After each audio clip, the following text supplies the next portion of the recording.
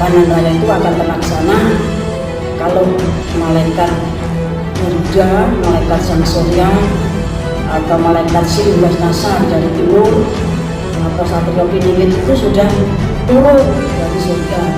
Kemudian para guru itu sudah bangkit, guru itu sudah bangkit.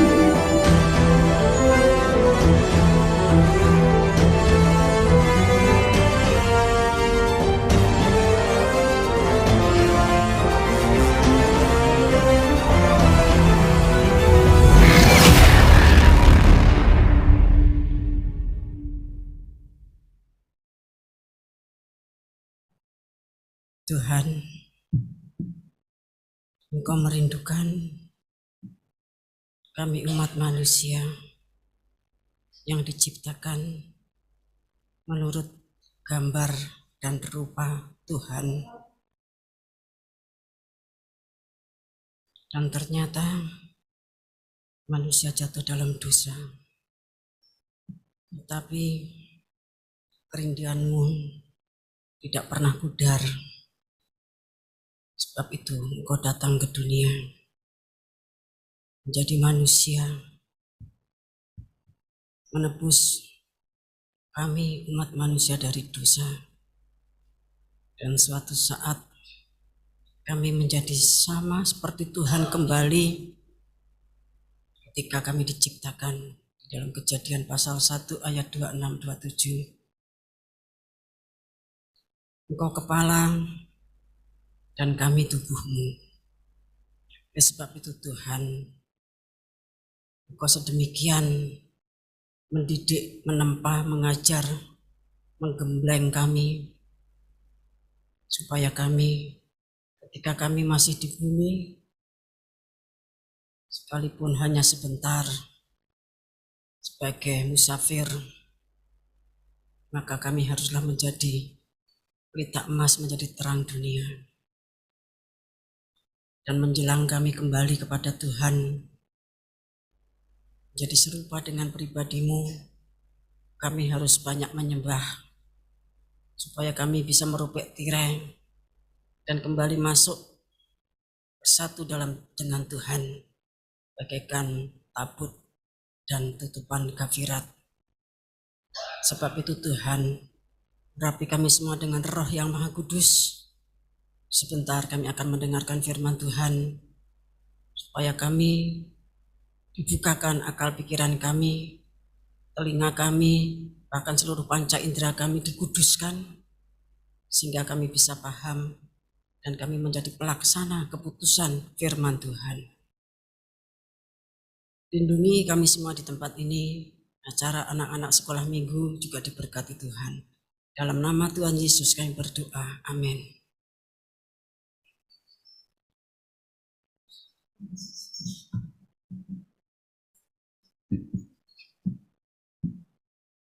Saya mengucapkan selamat sore, selamat beribadah di dalam kasih Tuhan Yesus Kristus. Kita akan mendengarkan firman Tuhan dengan tema Indonesia Pengelola Panen Raya. Indonesia Pengelola Panen Raya. Kemudian malaikat Garuda atau Satrio Piningit itu yang memimpin panen raya. Ya, jadi Indonesia itu dipercaya untuk mengelola panen raya. Kita akan baca kitab Nabi Yesaya pasal 46 ayat 10 dan 11.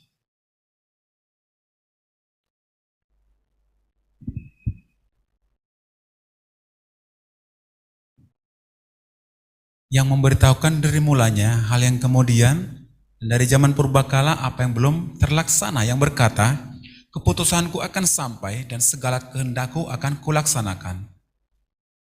Yang memanggil burung buas dari timur dan orang yang melaksanakan putusanku dari negeri yang jauh, aku telah mengatakannya maka aku hendak melangsungkannya, aku telah merencanakannya maka aku hendak melaksanakannya. Terima kasih.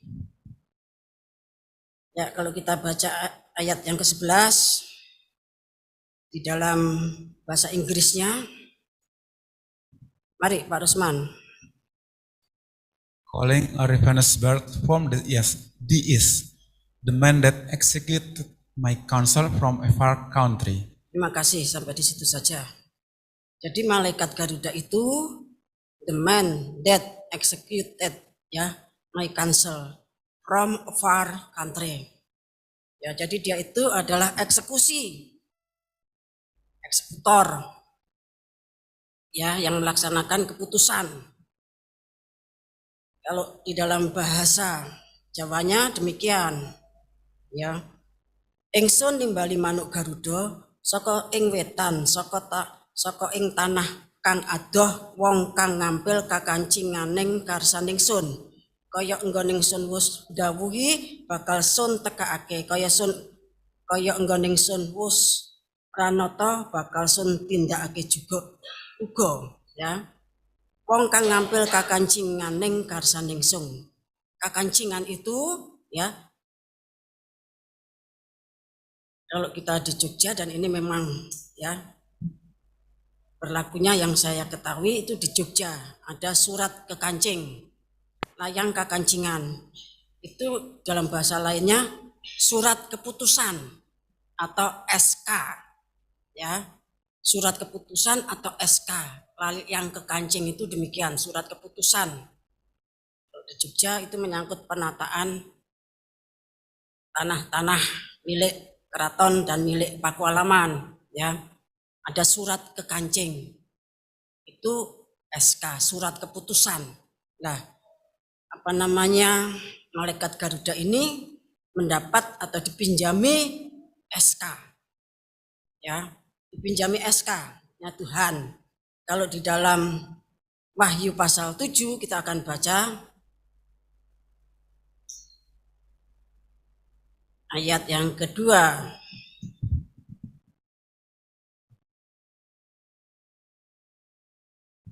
Dan aku melihat seorang malaikat lain muncul dari tempat matahari terbit.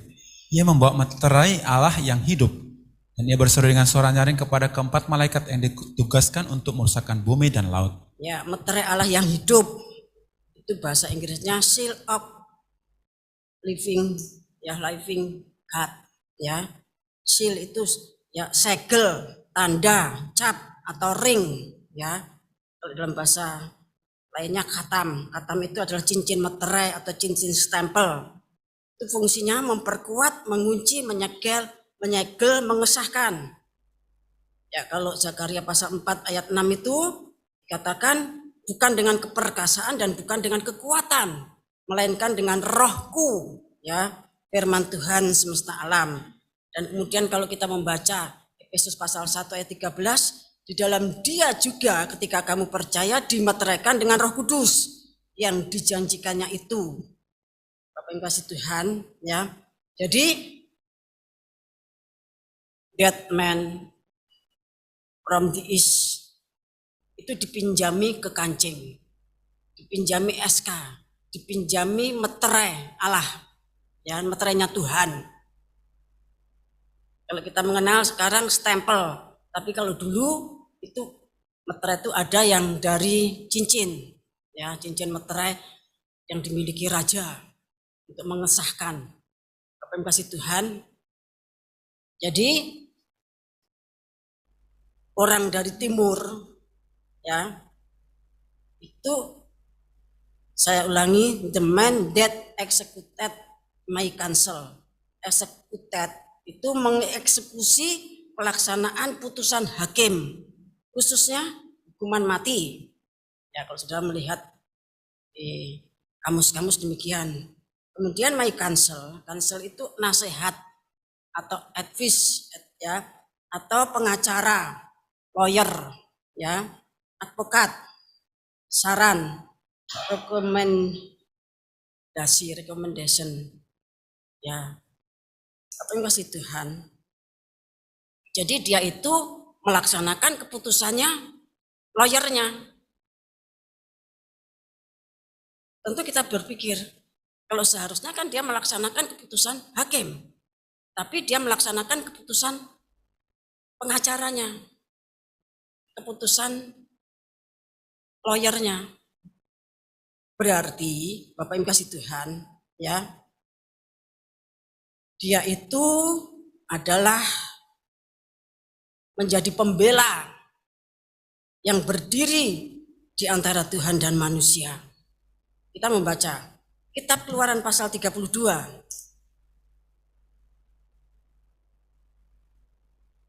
Ayat 31 sampai 33. Lalu kembalilah Musa menghadap Tuhan dan berkata, bangsa ini telah berbuat dosa besar. Mereka telah membuat Allah emas bagi mereka. Tapi sekarang kiranya engkau mengampuni dosa mereka itu, dan jika tidak, hapuskanlah kiranya namaku dari dalam kitab yang telah kau tulis. Tapi Tuhan berfirman kepada Musa, siapa yang berdosa kepadaku, nama orang itulah yang akan kuhapuskan dari dalam kitabku. Nah, jadi kasusnya ketika Israel itu jatuh dalam penyembahan lembu emas, ya, dan setelah Musa turun, Tuhan itu berfirman bahwa seluruh umat Israel itu akan dimusnahkan oleh Tuhan. Dan Tuhan akan membangun suatu bangsa baru, generasi baru melalui Musa. Ya. Namun Musa kemudian menaikkan permohonan syafaat. Dan dia berdiri sebagai pembela antara Israel dan Tuhan. Ya. Dengan dia merelakan dirinya itu binasa. Dicoret dari kitab hayat asal bangsa ini, ya, diampuni Tuhan. Kemudian Tuhan mendengarkan doanya Musa, ya. Siapa yang berdosa, maka nama orang itulah yang akan dihapuskan dari kitab kehidupan. Kalau tadinya seluruh Israel mau dimusnahkan, tapi karena Musa berdiri sebagai lawyer, sebagai pembela, maka ya yang berdosa saja yang dihapuskan namanya dari kitab hayat. Bapak Ibu kasih Tuhan, kita akan membaca juga Bilangan pasal 16. Kita baca ayat 20 sampai 22. Lalu berfirmanlah Tuhan kepada Musa dan Harun, pisahkanlah dirimu dari tengah-tengah umat ini, supaya kuhancurkan mereka dalam sekejap mata. Tapi sujudlah mereka berdua dan berkata, ya Allah, Allah dari segala Allah dari roh segala makhluk, satu orang saja berdosa, masakan engkau murka terhadap segenap perkumpulan ini? Ya, jadi ini kasusnya kalau sudah membaca mulai ayat 1, yaitu pemberontakan Korah, Datan, dan Abiram. Ya. Kemudian kalau saudara ingin tahu persis ceritanya ya dibaca di rumah, ya. Karena kita tidak fokus dalam kasus ini, tapi cuma akan menjelaskan, ya, bahwa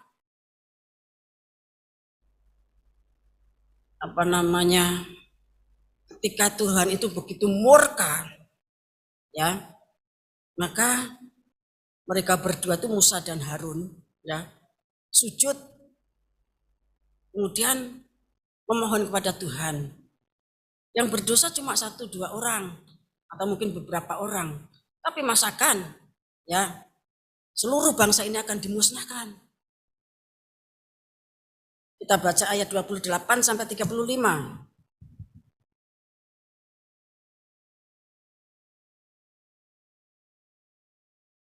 Dari Bilangan 16.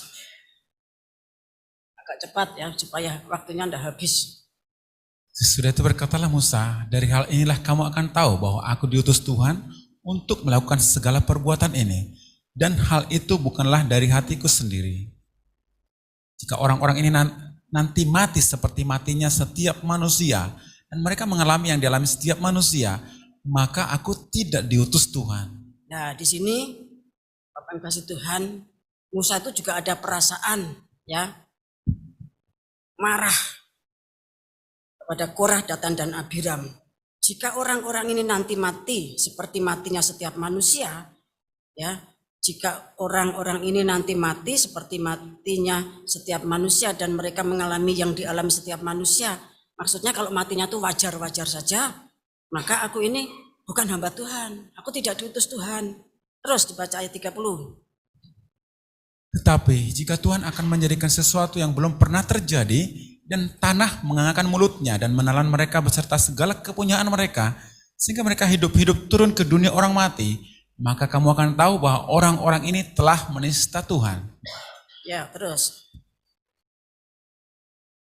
Baru saja ia selesai mengucapkan segala perkataan itu, maka terbelahlah tanah yang di bawah mereka, dan bumi membuka mulutnya dan menelan mereka dengan seisi rumahnya, dan dengan semua orang yang ada pada Korah, dan dengan segala harta milik mereka. Demikianlah mereka dengan semua orang yang ada pada mereka turun hidup-hidup ke dunia orang mati, dan bumi menutup mereka, sehingga mereka binasa dari tengah-tengah jemaah itu. Dan semua orang Israel yang di sekeliling mereka berlarian mendengar teriak mereka, sebab kata mereka, jangan-jangan bumi menelan kita juga. Lagi keluarlah api berasal daripada Tuhan, lalu memakan habis ke 250 orang yang mempersembahkan ukupan itu. Terima kasih. Jadi Korah, Datan, Abiram dan keluarganya, yaitu disuruh keluar depan pintu kemahnya. Kemudian tahu-tahu bumi itu membuka mulutnya. Ya, kita mengenal istilahnya kalau tidak salah likuifaksi itu. Ya, membuka mulutnya, kemudian orang itu masuk serta seluruh harta bendanya. Kemudian 250 orang yang mempersembahkan ukupan. Ini satu posisi yang tidak ringan. Orang yang mempersembahkan ukupan itu berarti orang yang membawa mezbah dupa, orang yang menyembah Tuhan. Tetapi dia bersekongkol dengan Korah, Datan dan Abiram untuk menentang Musa dan Harun.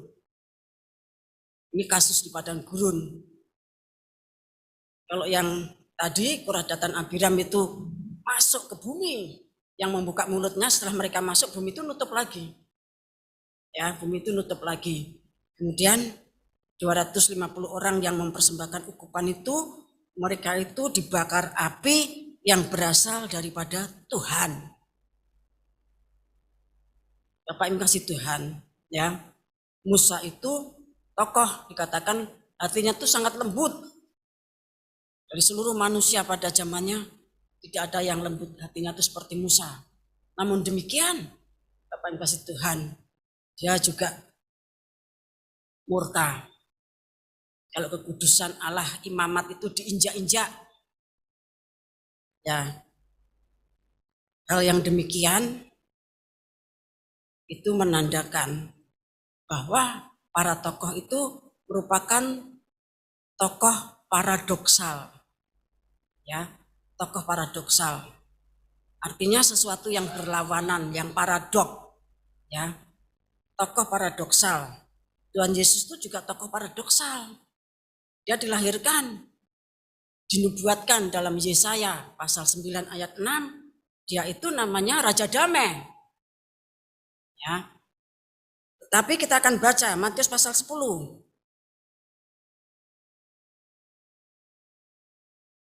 Ayat 34 sampai 37. Yesus membawa pemisahan bagaimana mengikut Yesus. Jangan kamu menyangka bahwa aku datang untuk membawa damai di atas bumi. Aku datang bukan untuk membawa damai, melainkan pedang. Sebab aku datang untuk memisahkan orang dari ayahnya, anak perempuan dari ibunya, menantu perempuan dari ibu mertuanya, dan musuh orang ialah orang-orang seisi rumahnya. Barang siapa mengasihi bapa atau ibunya lebih daripadaku, ia tidak layak bagiku. Dan barang siapa mengasihi anaknya laki-laki atau perempuan lebih daripadaku, ia tidak layak bagiku. Nah, inilah yang disebutkan sebagai tokoh paradoksal. Ya, sesuatu yang berlawanan, seperti ada manis, maka ada pahit. Wahyu 10 mengatakan demikian, kitab Yeskiel juga mengatakan demikian. Ada terang, ada gelap, ya.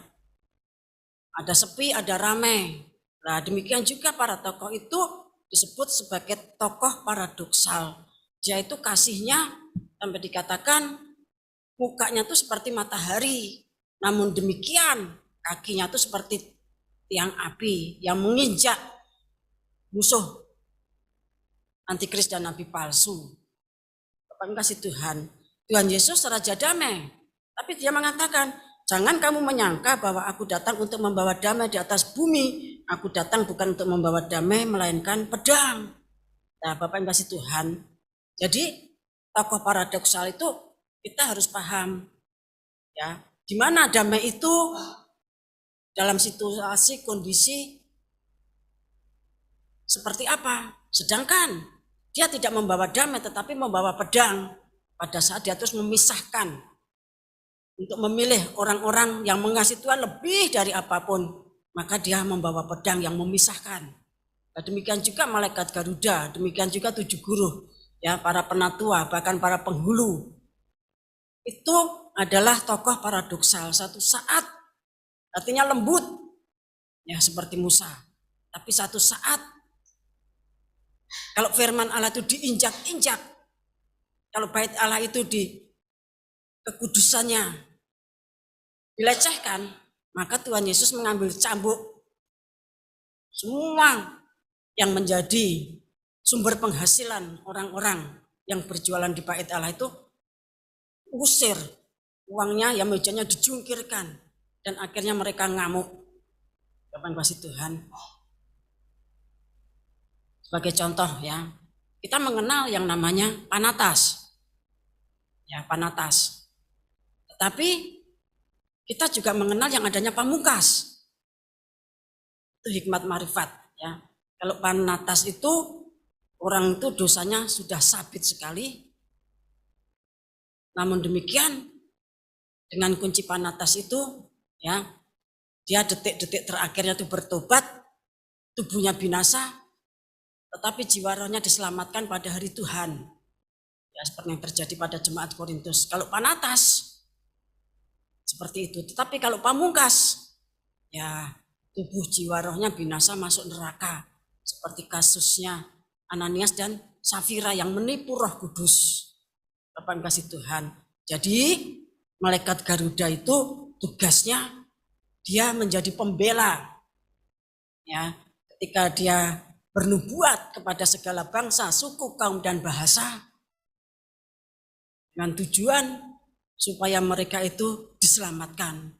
Namun demikian yang tidak menerima kapan kasih Tuhan, maka Injil Yohanes pasal 3 ayat 16 dan seterusnya, maka firman yang ditolak itu sudah menjadi hakim. Karena terang datang, tapi mereka lebih menyukai gelap. Ya, setelah penginjilan internasional, maka yang menolak itu dia akan dituai. Ya, akan dituai.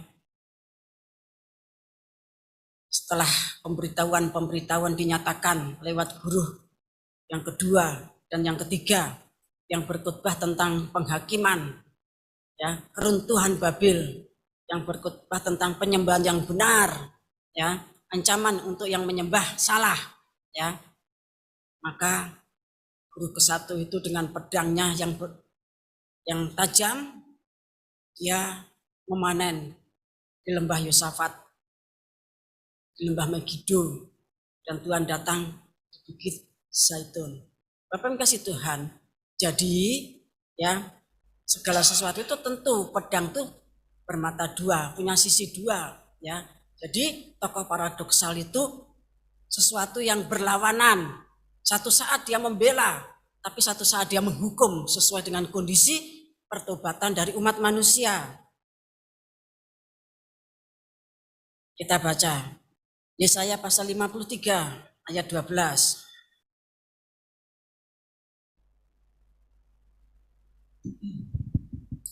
Sebab itu aku akan membagikan kepadanya orang-orang besar sebagai rampasan, dan ia akan memperoleh orang-orang kuat sebagai jarahan, yaitu sebagai ganti karena ia telah menyerahkan nyawanya ke dalam maut, dan karena ia terhitung di antara pemberontak-pemberontak, sekalipun ia menanggung dosa banyak orang dan berdoa untuk pemberontak-pemberontak. Ya, jadi malaikat Garuda itu rela berkorban nyawa untuk, ya, satu, merampas orang-orang besar. Orang-orang besar itu para pembesar, dirampas dari cengkeraman maut. Ya, kemudian menjarah orang-orang kuat. Ya, kalau orang besar itu biasanya itu menunjuk pada para pejabat. Kalau orang kuat itu biasanya menunjuk pada orang kaya. Ya, dijarah orang-orang kaya itu dari alam maut. Ketika dia harus menyelamatkan. Tetapi kalau manusia itu bersifat antikris, dan bersifat nabi palsu diinjak. Wahyu pasal 10 mengatakan demikian. Kita akan melihat ya Kisah Para Rasul pasal 17 ayat 31. Karena ia telah menetapkan suatu hari pada waktu mana ia dengan adil akan menghakimi dunia oleh seorang yang telah ditentukannya. Sesudah ia memberikan kepada semua orang suatu bukti tentang hal itu dengan membangkitkan dia dari antara orang mati. Nah, ini pemakaian Indonesia. Tapi setiap firman itu tentu bersifat apokalipsis, dibalik tirai. Ya. Untuk memahami makna yang sesungguhnya tentu harus merubah tirai. Ya Bapak yang kasih Tuhan, bahwa malaikat Garuda itu akan menghakimi dunia. Ya, akan menghakimi dunia karena sudah ditentukan demikian, ya. Sehingga julukan yang diberikan Tuhan, ya. Dia itu the man that executed my counsel. Mohon maaf kalau pembacaan saya salah ya. Jadi sama Tuhan itu dijuluki sesuai dengan Yesaya 46 ayat 11. Dia itu memang seorang laki-laki yang mendapatkan SK untuk melaksanakan eksekusi dari lawyernya, dari pengacaranya. Berarti di sini ini bersifat membela, ya, bersifat membela. Tetapi di dalam KPR pasal 17 ayat 1 ya, menghakimi dunia. Menghakimi dunia. Kita akan baca Matius pasal 19 ayat 28. Matius 19 ayat 28. Kata Yesus kepada mereka, Aku berkata kepadamu, sesungguhnya pada waktu penciptaan kembali, apabila anak manusia bersemayam di tahta kemuliaannya, kamu yang telah mengikut aku akan duduk juga di atas 12 tahta untuk menghakimi ke-12 suku Israel. Ya, jadi yang mengikut Tuhan ini sabda Tuhan kepada para murid waktu itu ya, para rasul. Ya, nanti pada waktu penciptaan kembali itu ya, ketika langit baru bumi baru, maka kamu akan duduk juga di atas 12 tahta, ya, untuk menghakimi ke-12 suku Israel. Kita sering mendengar dan melihat Dewan Musyawarah, ya, sebelah sini 24 ketua, ya, 12 rasul hujan awal dan 12 rasul hujan akhir.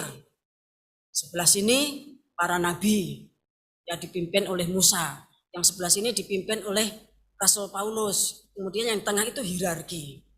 Ya. Yang di tengah itu hierarki. Di depan itu tahta Tuhan. Ya, jadi 12 rasul itu punya tahta untuk menghakimi ke-12 suku Israel. Kita baca juga Lukas 22.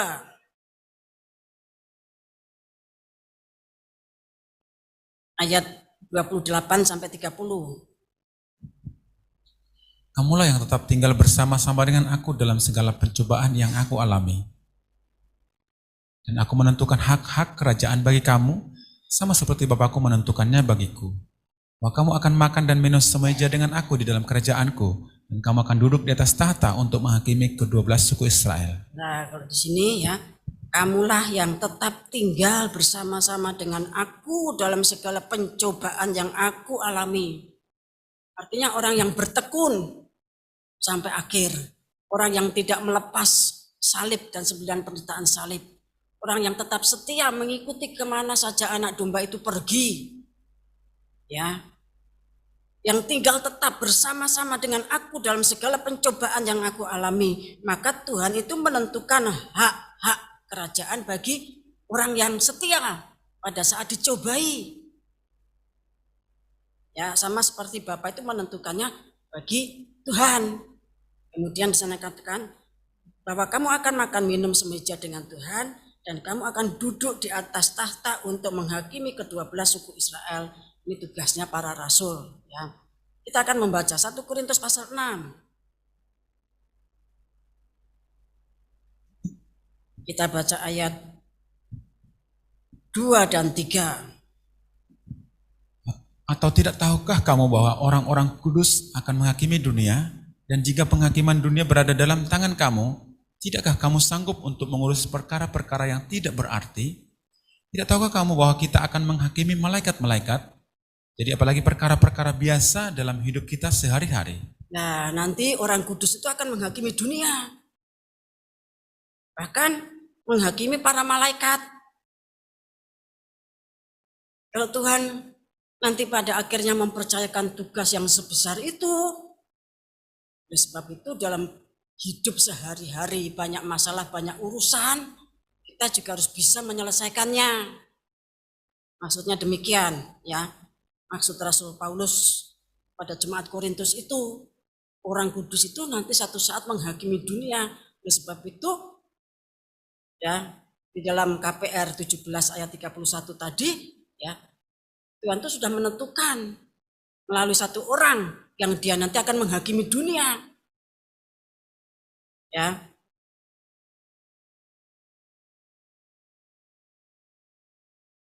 Kemudian kita akan beralih kalau tadi ya tentang Kisah Para Rasul 17 ayat 31.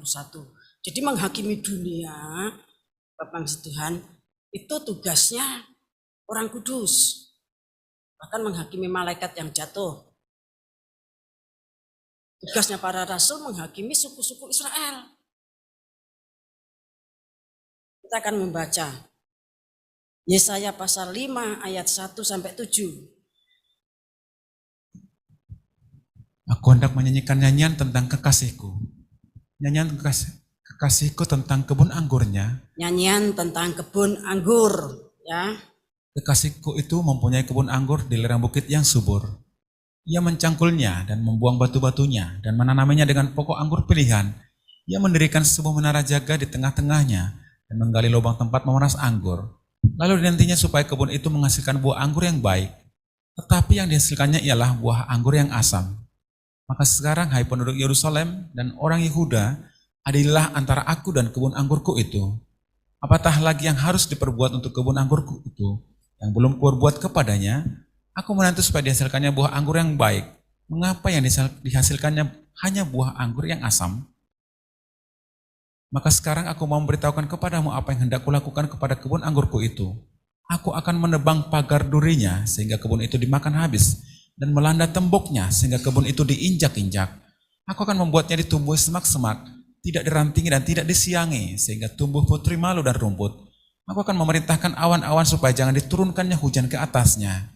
Sebab kebun anggur Tuhan semesta alam ialah kaum Israel, dan orang Yehuda ialah tanam-tanaman kegemarannya. Dinantinya keadilan, tetapi hanya ada kelaliman. Dinantinya kebenaran, tetapi hanya ada keonaran. Ya, jadi pohon anggur itu menunjuk kepada Israel. Tuhan itu sudah melakukan semua yang menjadi tanggung jawab Tuhan. Dicangkulnya, kemudian tanahnya itu dibuat gembur, subur dengan membuang batu-batunya, ya. Kemudian didirikannya menara jaga, pengawasan. Diperintahkannya para malaikat untuk berjaga. Kemudian juga menggali lubang tempat memeras anggur, sudah disiapkan kilangan untuk memeras anggur. Tapi semuanya sudah disiapkan. Tapi yang dihasilkan adalah buah anggur yang masam. Sehingga Tuhan bersabda, ya, ayat 3, maka sekarang, hai penduduk Yerusalem dan orang Yehuda, adililah antara aku dan kebun anggurku itu. Tuhan memerintahkan yang mengadili itu ya orang Yerusalem sama orang Yehuda. Ya, antara aku dan kebun anggur itu manut kowe piye? Menurut kamu gimana orang Yerusalem? Menurut kamu gimana orang Yehuda? Ya. Karena yang dihasilkan, ya, ayat 7, sebab kebun anggur Tuhan semesta alam ialah kaum Israel dan orang Yehuda ialah tanaman-tanaman kegemarannya. Dinantinya keadilan, tetapi hanya ada kelaliman. Dinantinya kebenaran, tetapi hanya ada keonaran. Ya. dinantinya kebenaran. Kebenaran itu ya, akulah jalan kebenaran dan hidup. Jadi dinantinya mereka itu menerima Mesias yang dijanjikan, ya, tapi malah dibunuh, ya. Yang ada kelaliman dan keonaran. Keonaran itu tukang ribut, pembuat huru hara, tukang ribut. Seperti Fir'aun, dikatakan Fir'aun si tukang ribut, ya. Bapak Ibu kasih Tuhan. Jadi di sini Tuhan sudah membuang kebun anggurnya tadi, dikatakan, ya. Semuanya diobrak-abrik sama Tuhan. Ayat 5, maka sekarang aku mau memberitahukan kepadamu apa yang hendak kulakukan kepada kebun anggurku itu. Aku akan menebang pagar durinya, ya, sehingga kebun itu dimakan habis dan melanda temboknya, sehingga kebun itu diinjak-injak, pagarnya dibuang, dirobohkan Tuhan. Kemudian dibiarkan, tidak dirawat, sehingga tumbuh semak-semak, tidak dirantingi, tidak disiangi, sehingga yang tumbuh putri malu dan rumput. Kemudian awan itu diperintahkan Tuhan, jangan turun hujan di kebun anggur itu. Bapak kasih Tuhan, ya. Israel akhirnya ditinggalkan, kebun anggur itu dibiarkan, tidak dirawat selama kurang lebih 2000 tahun, ya, dibiarkan oleh Tuhan. Kita akan membaca perumpamaan tentang penggarap kebun anggur, Injil Matius pasal 21 ayat 33 sampai 43, dibaca agak cepat aja. Perumpamaan tentang penggarap-penggarap kebun anggur. Dengarkanlah suatu perumpamaan yang lain, adalah seorang tuan tanah membuka kebun anggur dan menanam pagar sekelilingnya. Ia menggali lubang tempat memeras anggur dan mendirikan menara jaga dalam kebun itu. Kemudian ia menyewakan kebun itu kepada penggarap-penggarap lalu berangkat ke negeri lain. Ketika hampir tiba musim petik, ia menyuruh hamba-hambanya kepada penggarap-penggarap itu untuk menerima hasil yang menjadi bagiannya. Tapi penggarap-penggarap itu menangkap hamba-hambanya itu. Mereka memukul yang seorang, membunuh yang lain, dan melempari yang lain pula dengan batu. Kemudian Tuhan itu menyuruh pula hamba-hamba yang lain lebih banyak daripada yang semula. Dan mereka pun diperlakukan sama seperti kawan-kawan mereka. Akhirnya ia menyuruh anaknya kepada mereka, katanya, anakku akan mereka segani. Tapi ketika penggarap-penggarap itu melihat anaknya itu, mereka berkata seorang kepada yang lain, ia adalah ahli waris, mari kita bunuh dia, supaya urusannya menjadi milik kita. Mereka menangkapnya dan melemparkannya keluar kebun anggur itu, lalu membunuhnya. Maka bila tuan kebun anggur itu datang, apakah yang akan dilakukannya dengan penggarap-penggarap itu? Kata mereka kepadanya, ia akan membinasakan orang-orang jahat itu, dan kebun anggurnya akan disewakannya kepada penggarap-penggarap lain, yang akan menyerahkan hasilnya kepadanya pada waktunya. Nah, sudah perhatikan ayat 40 sampai 41.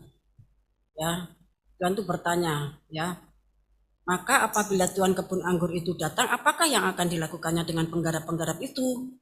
Ayat 41, kata mereka kepadanya, ia akan membinasakan orang-orang jahat itu, dan kebun anggurnya akan disewakannya kepada penggarap-penggarap lain yang akan menyerahkan hasilnya kepadanya pada waktunya. Ya, jadi yang memberikan keputusan mereka. Seperti Yesaya 5 ayat 3 tadi, adililah aku. Ya, penduduk Yerusalem, penduduk Yehuda, adilah aku antara aku dan kebun anggurku. Ya. Terus ayat 42.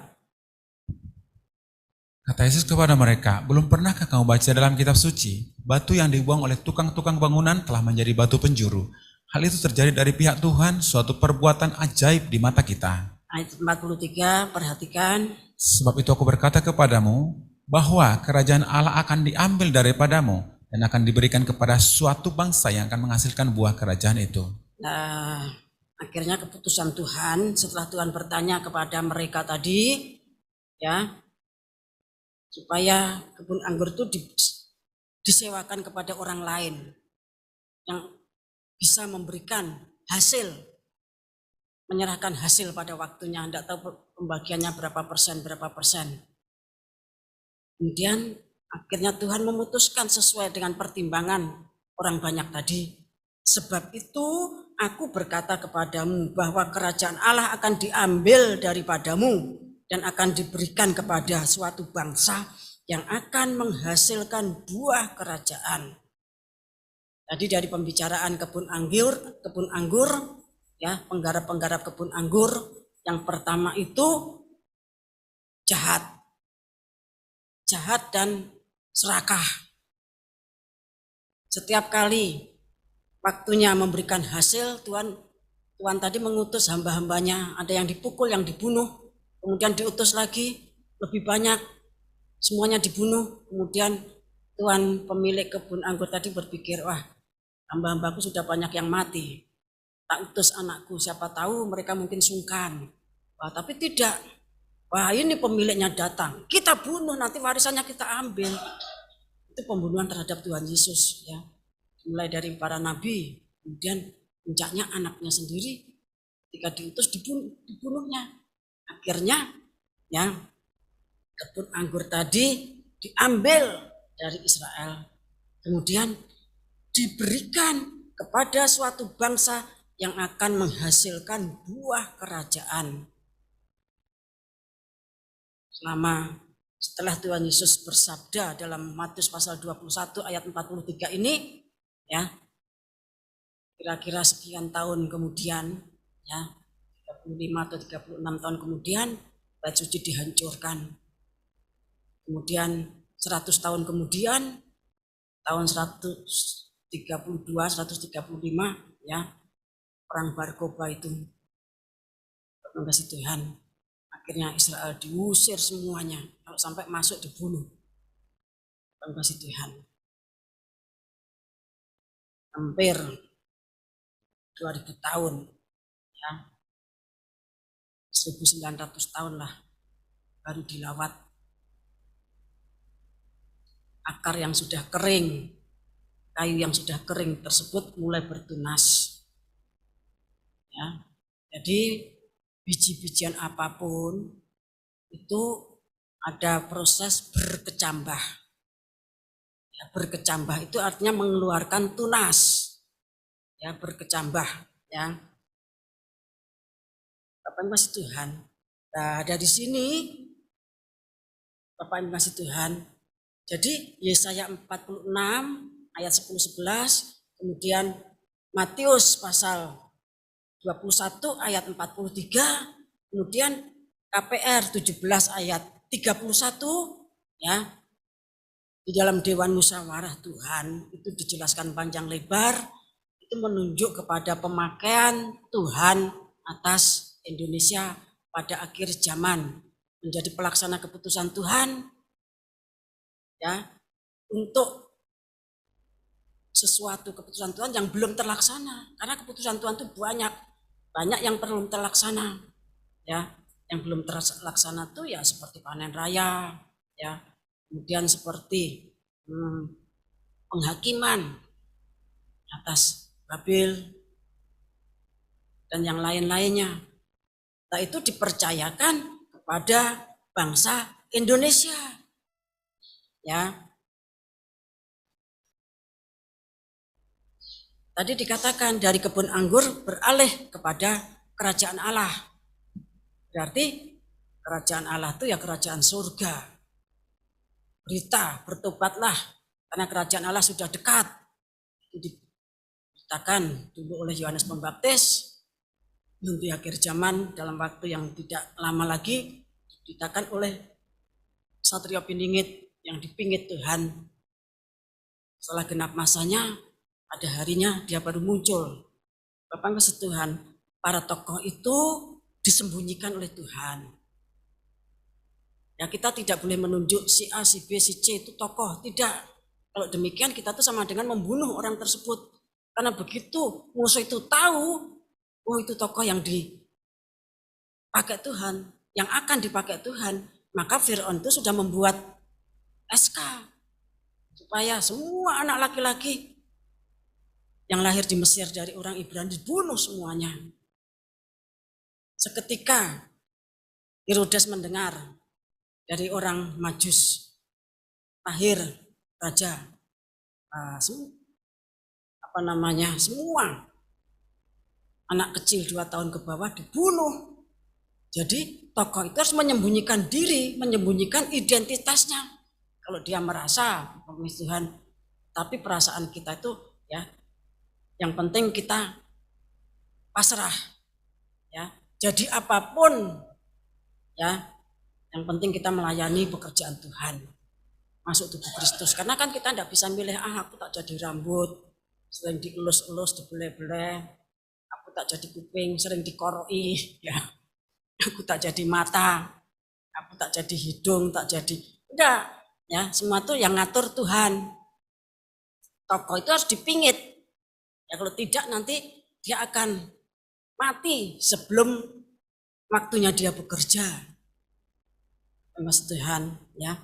Jadi Yesaya pasal 46, KPR pasal 17 ayat 31, Matius 21 ayat 43 itu menunjuk kepada pemakaian Tuhan untuk Indonesia. Jadi kita ini mengelola panen raya. Kita tuh dipercaya kerajaan surga. Dalam artian apa? Ya, kerajaan surga itu disebut juga kalau zamannya Musa itu menjadi tabernakel. Kalau zamannya Nuh itu diibaratkan seperti kapalnya, bahteranya Nabi Nuh. Kemudian tabernakel, kemudian bait suci, karena di situ Tuhan itu berdiam. Dan terakhir di dalam Injil Yohanes pasal 2 katakan, ya, rombak bait Allah ini dan aku akan membangunnya dalam waktu 3 hari. Yang dimaksud itu adalah tubuhnya sendiri, ya, tubuhnya sendiri. Jadi kerajaan surga itu dipercayakan kepada suatu bangsa yang akan menghasilkan buah kerajaan. Ya, sebab itu Bapak Ibu kasih Tuhan, jangan sampai kita ini menjadi pohon anggur yang tidak menghasilkan. Saatnya Tuhan mengambil apa yang menjadi bagiannya, kita malah mengeluarkan. Ya, jangan sampai, ya, pemiliknya lebih galak dari anjingnya. Ya, ada demikian, ya, pemiliknya tuh lebih galak dari anjingnya. Jangan sampai kita bertindak seperti orang kaya yang berjubah ungu itu. Ya, ketika Tuhan mengutus Lazarus itu kan menjadi bagian dari Tuhan sesuai dengan Matius 25, ya, yang nanti akan diketahui pada penghakiman yang terakhir itu. Apa yang dikeluarkan? Anjingnya. Nah, jangan sampai pada waktu Tuhan itu datang mengutus utusannya untuk mengambil apa yang menjadi bagiannya, dibunuh, dilempari batu. Demikian juga anaknya sendiri, ya. Nah, Bapak Ibu Tuhan, jadi kita itu harus pada saatnya harus bisa memberikan, ya, hasil. Ya, keputusannya orang banyak, saya ulangi kata mereka kepadanya, ia akan membinasakan orang-orang jahat itu dan kebun anggurnya akan disewakannya kepada penggarap-penggarap lain yang akan menyerahkan hasilnya kepadanya pada waktunya. Jadi kasusnya itu, ya, penggarap pertama itu tidak mau menyerahkan hasilnya.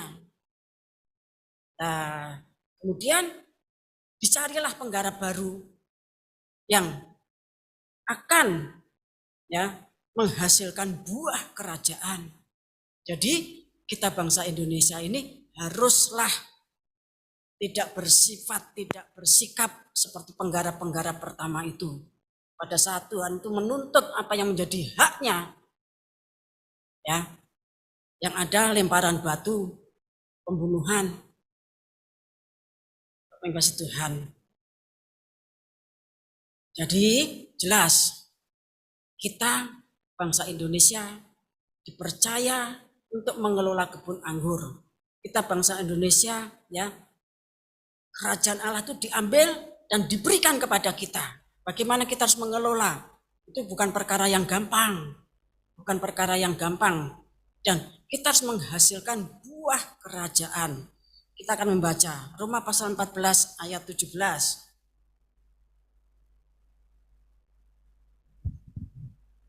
Sebab kerajaan Allah bukanlah soal makanan dan minuman, tetapi soal kebenaran, damai sejahtera, dan sukacita oleh Roh Kudus. Nah, ini salah satu, ya, definisi kerajaan surga. Kalau kita orang Indonesia dipercaya kerajaan surga, kita harus paham bahwa kerajaan surga itu bukan soal makanan dan minuman, ya, tetapi soal kebenaran, damai sejahtera dan sukacita oleh Roh Kudus. Jadi kita harus belajar karena kita dipercaya kerajaan surga yang sudah diambil dari penggarap pertama diberikan kepada kita. Bapak Basi Tuhan melanjutkan Yesaya 46 ayat 9 sampai 11, ya. Dan nanti kita akan juga ikut di dalam penghakiman pada akhir zaman seperti yang ditulis tadi dalam Injil dan di dalam suratan Korintus dan di dalam KPR 17 ayat 31, maka kita itu harus terikat dengan kebenaran. Akulah jalan, kebenaran dan hidup. Tuhan Yesus demikian. Kemudian kita tuh harus punya damai sejahtera. Damai sejahtera kita itu tidak boleh seperti yang diberikan oleh dunia. Yohanes pasal 14 mengatakan demikian, aku tinggalkan damai sejahteraku. Tapi damai sejahtera yang tinggalkan Tuhan tidak seperti yang diberikan dunia. Kalau yang diberikan dunia itu damai sejahtera itu ya segala kelengkapan menyangkut sembako, BBM dan segala kebutuhan fisik. Tetapi damai sejahtera yang dari Tuhan itu bukan. Ya, kemudian bukan demikian dan sukacita oleh Roh Kudus. Karena rata-rata manusia itu sukacita oleh uang. Ya, sukacita oleh duit. Nah, sebagai pengelola kebun anggur, sebagai penerima kerajaan Allah, maka kita harus tahu prinsip ini, kita harus berubah. Ya, masa pandemi seperti ini, semua orang sejagat itu susah. Tetapi kita diajar Tuhan, kita tuh sedang dipersiapkan, kita sedang dipingit, kita harus punya bentuk tubuh, pembangunan tubuh Kristus, pembentukan tubuh Kristus seperti yang dikehendaki mempelai pria surgawi. Kita punya bentuk tubuh, sebab itu dipuasakan, didietkan, berkatnya dikurangi, ya, kemiskinan dan lain-lain hal. Harus banyak diasapi oleh dupa, minyak-minyak dan lain-lain sebagainya supaya kita tuh wangi. Artinya harus banyak menyembah, ya, harus banyak menyembah. Terima kasih Tuhan. Dan harus sabar, ya. Kita akan membaca ayat dari 1 Korintus pasal 4 ayat 20. Sebab kerajaan Allah bukan terdiri dari perkataan, tetapi dari kuasa. Nah, sebab kerajaan Allah bukan terdiri dari perkataan, tetapi dari kuasa. Jadi kerajaan Allah itu bukan orang ngoceh toh, orang yang ngomong, banyak ngomong. Ya, ya bukan berarti tidak boleh ngomong. Seorang pengkhotbah ya ngomongnya firman Tuhan. Yang menjadi umat Tuhan, pekerjaannya dia mendengarkan sabda Tuhan. Ya, kerajaan Allah itu terdiri dari kuasa. Artinya apa? Semua orang yang ada dalam kerajaan Allah itu adalah orang yang sakti, Mondroguno. Kepada kasih Tuhan, kerajaan Allah itu terdiri dari kuasa. Waktu Tuhan Yesus menjawab orang Farisi, waktu mereka bertanya dan menuduh Tuhan bahwa Tuhan menyembuhkan dengan Baalzebul, Tuhan katakan bukan Baalzebul, tapi dengan kuasa Allah. Kalau kamu dong bahwa aku menyembuhkan dengan kuasa Allah, maka berarti kerajaan Allah itu sudah datang. Kalau orang Farisi itu ngerti, nek Tuhan Yesus itu sakti Mondroguno, berarti mereka tuh paham tentang kerajaan Allah. Ya, kita baca lagi Mazmur 128 ayat 1 sampai 6. Nyanyian ziarah, berbahagialah setiap orang yang takut akan Tuhan, yang hidup menurut jalan yang ditunjukkannya. Apabila engkau makan hasil jerih payah tanganmu, berbahagialah engkau dan baiklah keadaanmu. Istrimu akan menjadi seperti pohon anggur yang subur di dalam rumahmu, anak-anakmu seperti tunas pohon zaitun sekeliling mejamu. Sesungguhnya demikianlah akan diberkati orang laki-laki yang takut akan Tuhan. Kiranya Tuhan memberkati engkau dari Sion, supaya engkau melihat kebahagiaan di Yerusalem seumur hidupmu, dan melihat anak-anakmu dari anak-anak dari anak-anakmu, damai sejahtera atas Israel. Ya, terima kasih. Kita fokus pada ayat 3. Ya, bagi orang yang takut akan Tuhan, laki-laki yang takut akan Tuhan, maka istrinya itu akan menjadi seperti pohon anggur yang subur Sini dikatakan ya pohon anggur yang subur di dalam rumahmu, tapi kalau dalam bahasa Inggrisnya the side of thine house, di sisi rumahnya ya, di sekitar rumahnya itu ditanami pohon anggur ya. Jadi pohon anggur itu juga berbicara tentang seorang istri, seorang mempelai. Dalam artian apa? Kita bangsa Indonesia itu dipakai oleh Tuhan ya, mendapat tugas melaksanakan panen raya final, kemudian mewujudkan pembangunan tubuh Kristus yang esa, yaitu pengantin perempuan mempelai anak domba. Ya, panen raya itu nanti menghasilkan Wahyu pasal 14 ayat 1 sampai 3, pemeteraian Israel. Wahyu pasal 7 ayat 1 sampai 8. Itu tugasnya guru dari Indonesia. Terima kasih Tuhan. Jadi tugas kita itu mewujudkan panen raya sampai pembangunan tubuh Kristus. Ya. Nah, di dalam mewujudkan tadi kita tuh harus tetap berpedoman pada aturan tadi, bahwa kerajaan Allah itu bukan urusan makan minum, tapi tentang kebenaran, damai sejahtera dan sukacita dalam Roh Kudus. Jadi pada saat kita bekerja, entahkah kita tuh ada uang, tidak ada uang, diberkati atau tidak diberkati, pada saat Tuhan itu menuntut kita harus berbuat, entahkah kondisi kita tuh seperti Daud yang kelimpahan, seperti Salomo yang sangat diberkati, berlimpah-limpah, ataupun kondisi kita tuh seperti janda Sarfat. Kalau Elia itu datang, ya kita memberikan nyawa. Kita memberikan nyawa kita. Tetap ada sukacita dalam Roh Kudus. Bapak yang kasih Tuhan, ya.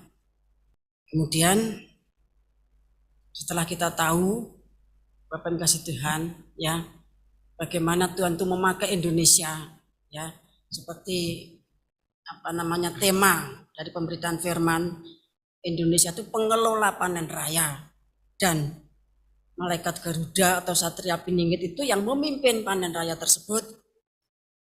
Maka tentu kita bertanya, sejak dulu ngomongnya panen raya, kapan panennya? Kita jangan berpikir panen raya itu panen duit. Ya, tadi kan sudah dikatakan kerajaan Allah itu bukan soal makan minum, tetapi kebenaran, damai sejahtera, surgawi, dan sukacita di dalam Roh Kudus.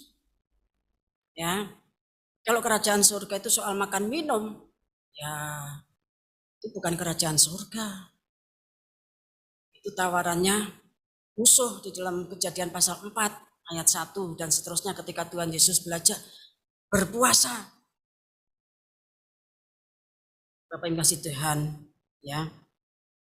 Kapan panen raya tiba? Kita baca Wahyu pasal 10 ayat 1.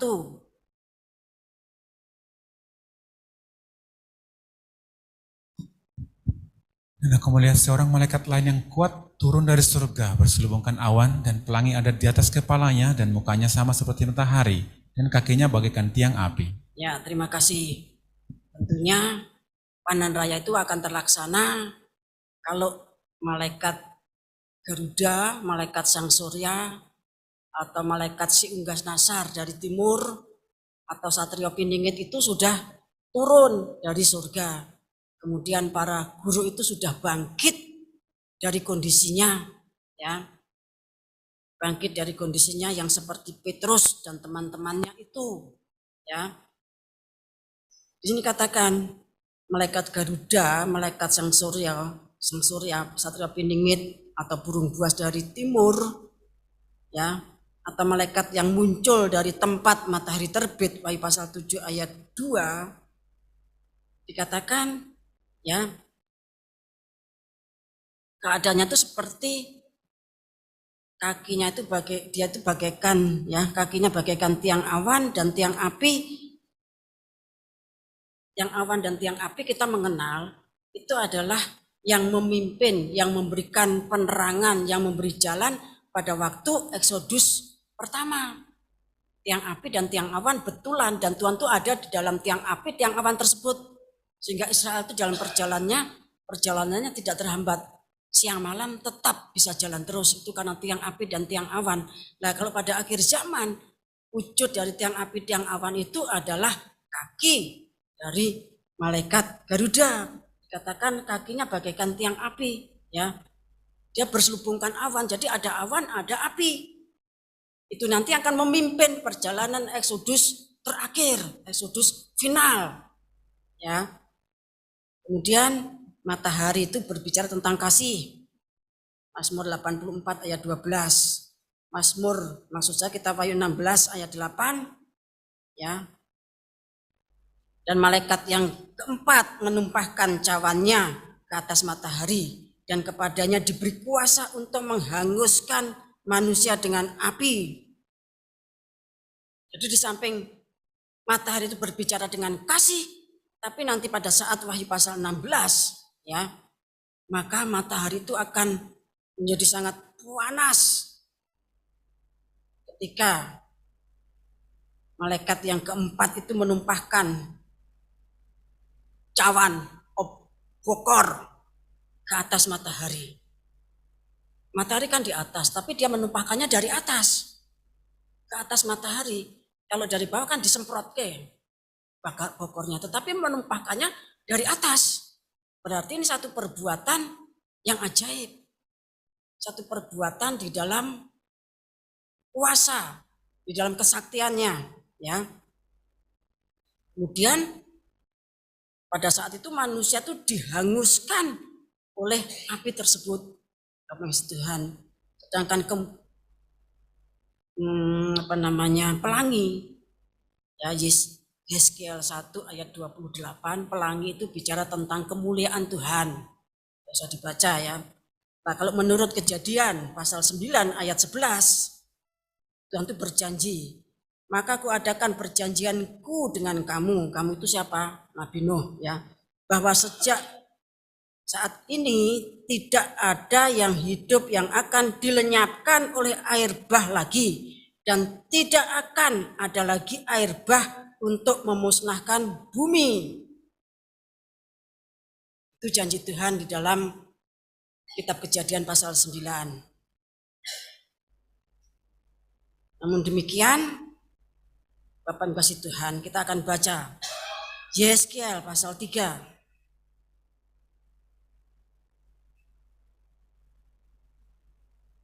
Ayat 16 sampai 21. Yeskiel dipanggil menjadi penjaga Israel. Sesudah 7 hari datanglah firman Tuhan kepadaku, hai anak manusia, aku telah menetapkan engkau menjadi penjaga kaum Israel. Bila mana engkau mendengarkan sesuatu firman daripadaku, peringatkanlah mereka atas namaku. Aku berfirman kepada orang jahat, engkau pasti dihukum mati, dan engkau tidak memperingatkan dia dan tidak berkata apa-apa untuk memperingatkan orang jahat itu dari hidupnya yang jahat, supaya tetap hidup. Orang jahat itu akan mati dalam kesalahannya, tapi aku akan menuntut pertanggungan jawab atas nyawanya daripadamu. Kalau engkau memperingatkan orang jahat itu dan ia tidak berbalik dari kejahatannya dan dari hidupnya yang jahat, ia akan mati dalam kesalahannya, tapi engkau telah menyelamatkan nyawamu. Kalau seorang yang benar berbalik dari kebenarannya dan ia berbuat curang, dan aku meletakkan batu sandungan di hadapannya, ia akan mati. Karena engkau tidak memperingatkan dia, ia akan mati dalam dosanya, dan perbuatan-perbuatan kebenaran yang dikerjakannya tidak akan diingat-ingat. Tapi aku akan menuntut pertanggungan jawab atas nyawanya daripadamu. Tapi jika engkau memperingatkan orang yang benar itu supaya ia jangan berbuat dosa dan memang tidak berbuat dosa, ia akan tetap hidup sebab ia mau menerima peringatan, dan engkau telah menyelamatkan nyawamu. Terima kasih. Jadi berkat atau kutuk, ya, itu juga tergantung kepada manusianya. Sekalipun Tuhan sudah menjanjikan berkat, tapi kalau kemudian dia jatuh dalam dosa, ya, maka berkatnya gagal, ya. Nah, kalau ada seorang penjaganya tidak mengingatkan sekalian, ya, maka dia juga dituntut tanggung jawab. Ada orang yang mau dihukum Tuhan, namun kemudian dia bertobat memohon belas kasihan Tuhan seperti Nineve itu. Ya, hukuman murka Tuhan dibatalkan. Karena Tuhan itu kan menghukum memberkati bukan untuk kesenangan Tuhan. bukan untuk kepentingan Tuhan, tapi untuk kepentingan manusia. Ya. Kita baca Matius 24 pasal 24 ayat 37 sampai 38. Nasihat supaya berjaga-jaga. Sebab sebagaimana halnya pada zaman Nuh, demikian pula halnya kelak pada kedatangan Anak Manusia. Sebab sebagaimana mereka pada zaman sebelum air bah itu makan dan minum, kawin dan mengawinkan, sampai kepada hari Nuh masuk ke dalam bahtera. Dan mereka tidak tahu akan sesuatu sebelum air bah itu datang dan melenyapkan mereka semua. Demikian pula halnya kelak pada kedatangan Anak Manusia. Nah, jadi seperti pada zaman Nuh, demikianlah halnya kelak pada kedatangan Anak Manusia. Ya, kita baca Injil Lukas pasal 17.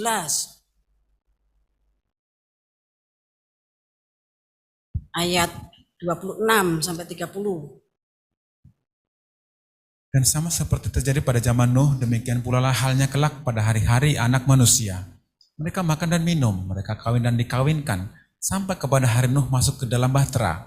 Lalu datanglah air bah dan membinasakan mereka semua. Demikian juga seperti yang terjadi zaman Lot, mereka makan dan minum, mereka membeli dan menjual, mereka menanam dan membangun. Tapi pada hari Lot pergi keluar dari Sodom, turunlah hujan api dan hujan belerang dari langit dan membinasakan mereka semua. Demikianlah halnya kelak pada hari di mana Anak Manusia menyatakan dirinya. Ya, jadi pada saat Anak Manusia itu menyatakan dirinya, hukumannya itu bukan saja seperti pada zamannya Nabi Nuh, masih ditambah. Ya, apa yang terjadi pada zamannya Lot? Api turun dari langit, membinasakan Sodom Gomora. Dan bukan sama itu saja. Bapak kasih Tuhan, sangat dahsyat. Ketika 7 meterai dibuka, 7 sangkakala ditiup dan 7 bokor murka Allah dicurahkan. Ya, kita akan baca ayat 3 sampai 7 dari Wahyu 16.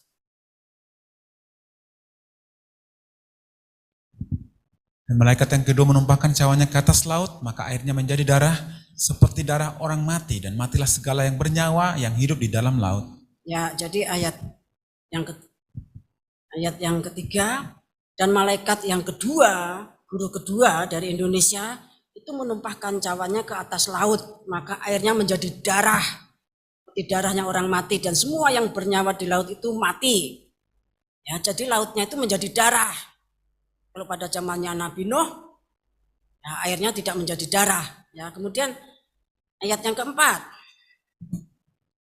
Dan malaikat yang ketiga menumpahkan cawanya atas sungai-sungai dan mata-mata air, dan semuanya menjadi darah. Jadi laut, sungai-sungai, semua mata-mata air itu menjadi darah. Terus ayat yang kelima. Dan aku mendengar malaikat yang berkuasa atas air itu berkata, adil engkau yang ada dan yang sudah ada, engkau yang kudus yang telah menjatuhkan hukuman ini. Karena mereka telah menumpahkan darah orang-orang kudus dan para nabi, engkau juga telah memberi mereka minum darah. Hal itu wajar bagi mereka. Nah, ini ucapannya malaikat yang berkuasa atas air. Kita mengenalnya sebagai Bopotirto. Ya, ketika Wahyu 16 itu digenapi, Bopotirto itu mengucap syukur.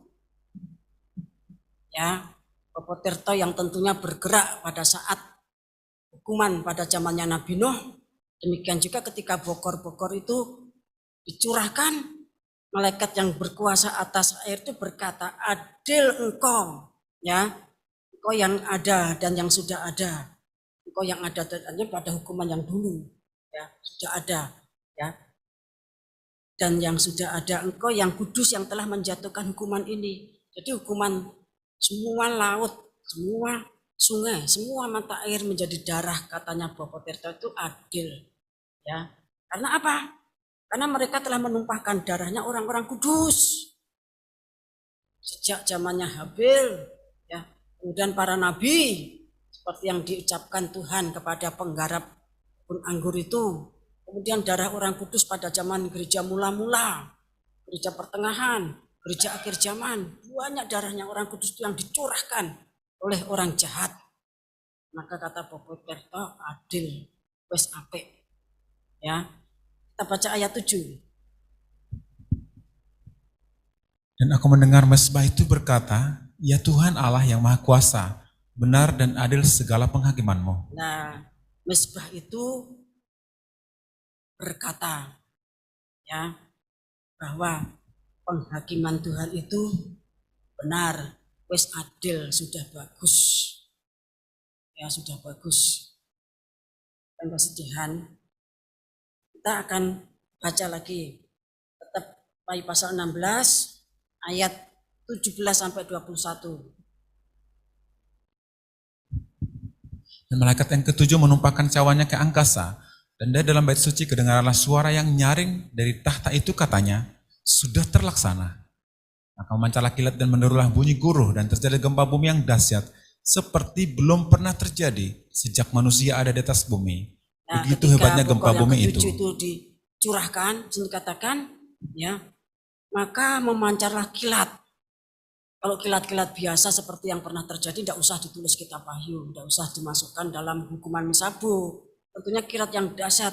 Kemudian menderulah bunyi guruh, kemudian terjadi gempa bumi yang dahsyat seperti belum pernah terjadi. Artinya gempa bumi itu dulu-dulu belum pernah terjadi.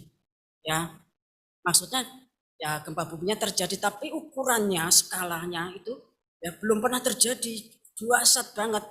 Ya, begitu hebatnya gempa bumi itu. Terus ayat 19.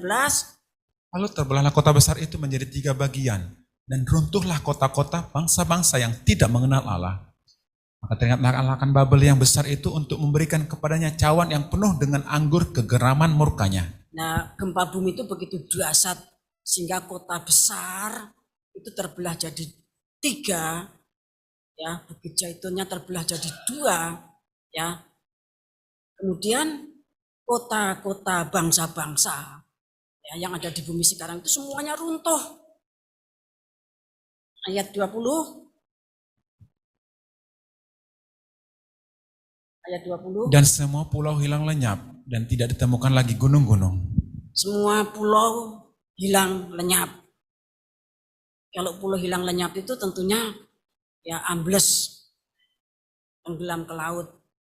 Kemudian gunung-gunungnya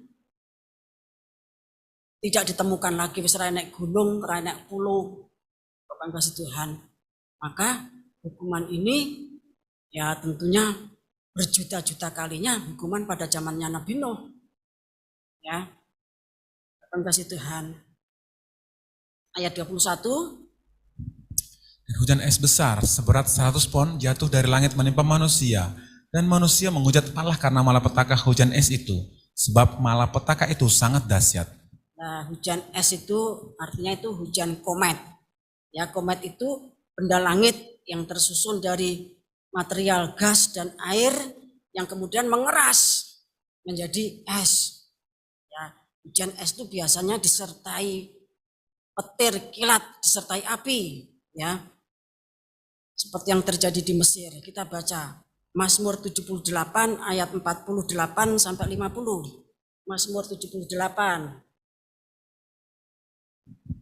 Yang membiarkan kawanan binatang mereka ditimpa hujan es, dan ternak mereka disambar halilintar.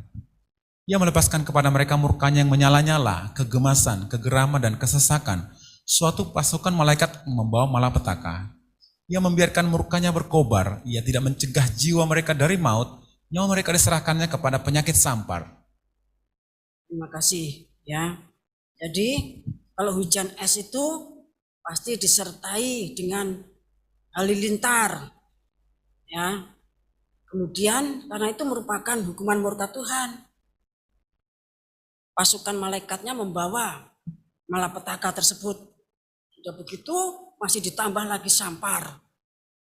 Ya, penyakit sampar itu penyakit yang nyerang paru-paru, ya.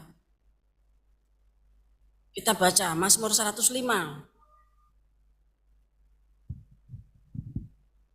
ayat 32. Dicurahkannya hujan es ganti hujan mereka, dan api menyala-nyala di negeri mereka. Nah, kalau hujannya itu biasanya hujan air, tapi ini diganti dengan hujan es, ya, hujan komet dan api yang menyala-nyala di negeri mereka. Jadi hujan es itu disertai dengan api yang menyala-nyala, ya. hujan es, hujan api, itu yang terjadi atas Sodom Gomora. Kemudian kita akan membaca Wahyu pasal 10 ayat 2, kita kembali kepada Wahyu pasal 10. Dalam tangannya ia memegang sebuah gulungan kitab kecil yang terbuka, yang menginjakkan kaki kanannya di atas laut dan kaki kirinya di atas bumi. Terima kasih. Gulungan kitab kecil yang terbuka adalah Injil yang kekal. Ya, itu Wahyu 14 ayat 6. Kemudian yang diinjak, ya, itu antikris dan nabi palsu. Antikris itu laut, nabi palsu itu bumi. Kemudian yang diinjak itu adalah Nibiru atau planet. Dikasih kesempatan untuk menyelamatkan jiwa-jiwa sebelum bumi ini hancur, berkeping-keping, menggelinding keluar dari orbitnya karena ditabrak oleh Nibiru. Semuanya ditahan. Ya. Kemudian Wahyu pasal 10 ayat 3 dan 4. Dan ia berseru dengan suara nyaring sama seperti singa yang mengaum. Dan sesudah ia berseru, ketujuh guru itu memperdengarkan suaranya. Dan sesudah ketujuh guru itu selesai berbicara, aku mau menuliskannya. Tapi aku mendengar suatu suara dari surga berkata, mencarakan apa yang dikatakan oleh ketujuh guru itu, dan janganlah engkau menuliskannya. Ya, kalau sekarang saudara masih bisa nulis. Ya, tapi nanti tidak ditulis. Yang penting dimeteraikan di dalam hati. Dieling-eling, ojo sampai lali. Ojo sampai firmannya para guru ya, yang merupakan saut-sautan dengan malaikat Garuda tadi, dirungokke terus lali. Firmannya apa? Lali. Ya. Oh dikongkon apa? Kongkon siap-siap ya. Kon siap-siap mangan ya. Bapak Ibu Tuhan, lah itu namanya anak kecil. Ya. Jadi Wahyu pasal 10 ayat 34 itu penggenapannya Wahyu, maksudnya itu sama dengan Wahyu pasal 14 ayat 6 sampai 12. Malaikat Garuda bernubuat, guru yang kedua berkhotbah tentang kehancuran Babel, guru yang ketiga berkhotbah tentang penyembahan. Ya, penyembahan yang benar dan penyembahan yang salah yang membuat orang masuk neraka. Ya. Kemudian Wahyu pasal 10 ayat 6. Dan ia bersumpah demi Dia yang hidup sampai selama-lamanya, yang telah menciptakan langit dan segala isinya, dan bumi dan segala isinya, dan laut dan segala isinya. Katanya, tidak akan ada penundaan lagi. Ya, jadi sebelum Wahyu pasal 10 itu seringkali terjadi penundaan. Ya. Tapi nanti kalau sudah Wahyu pasal 10 digenapi, malaikat Garuda, Satrio Piningit, ya, malaikat Sang Surya itu sudah turun, tidak akan ada lagi penundaan. Berarti selama ini seringkali terjadi penundaan. Bapak Ibu ngasih Tuhan, saya akan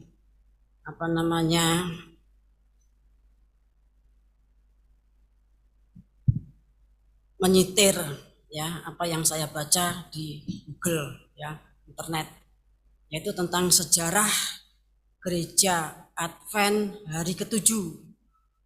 Saudara bisa baca nanti sejarah gereja Advent hari ke-7 ya, tahun 1931 sampai tahun 1944. William Miller itu pengkhotbah dari gereja Baptis. Gereja Baptis itu berdirinya sekitar abad 16 ya, karena tidak puas dengan Martin Luther. Ya, gereja Baptis ini tidak setuju dengan pembaptisan anak kecil ya. Intinya demikian. Nah, pengkhotbah dari gereja Baptis ini dia melontarkan satu khotbah, terjadi kebangunan rohani yang dahsyat. Ya, kebangunan khotbahnya itu tentang kedatangan Tuhan kali kedua, ya. Kedatangan Tuhan kali kedua yang sangat dahsyat. Nah, khotbahnya itu tersebar hampir di seluruh dunia Kristen, ya. Berdasarkan Daniel 8 ayat 14, Miller ini memperhitungkan bahwa Tuhan Yesus itu akan datang kembali ke dunia 22 Oktober tahun 1944. Karena dia juga mempelajari Wahyu pasal 10.